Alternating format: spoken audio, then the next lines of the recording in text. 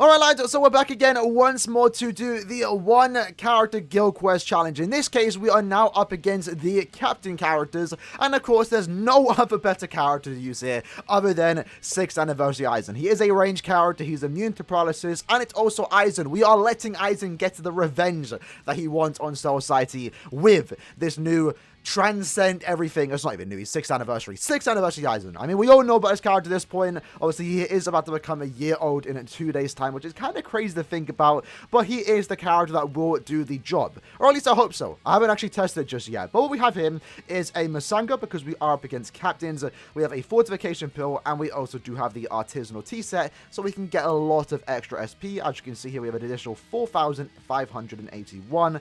As for our links, we're going with full stamina. I think that just offers the most damage output. We could go with recharge, but I think full stamina is definitely going to be the play here. And then as for our transcendence, of course, he is max transcended with full stamina damage and also weakened defense. So very simple build, very simple character. Let's jump into the run. Alright, so for this rotation, the third boss actually is a mind character, which is actually pretty good, because that's when the enemies start to be a bit more tankier. SA2 straight into Sergeant, which actually did kill the mini-mobs.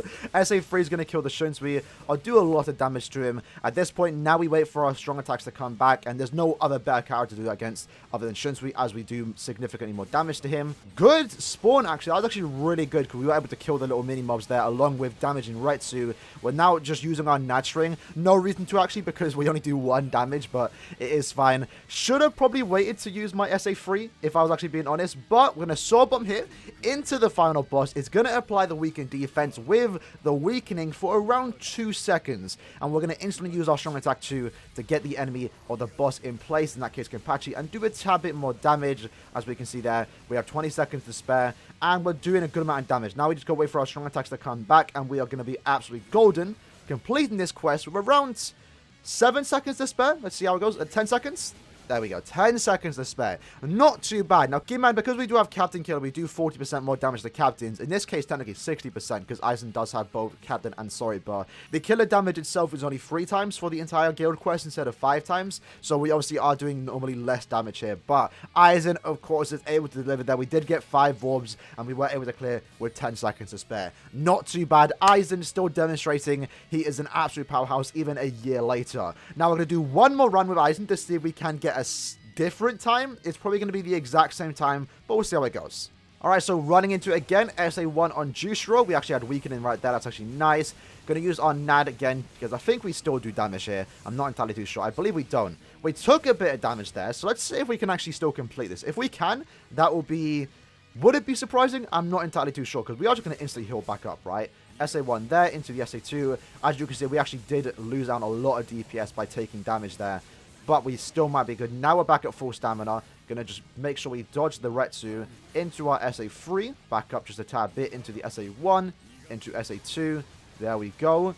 The Vortex is most likely going to kill Retsu, so we're going to let it play. Oh, lucky we didn't actually kill that. That's actually pretty good. Going to use our Soul Bomb now, and we have 50 seconds to kill. I'm waiting for the other strong attacks to come back so we can do damage while the weakened defense is actually active. So, boom, into the SA2. Look at that, a lot of damage from the SA2 into the SA3.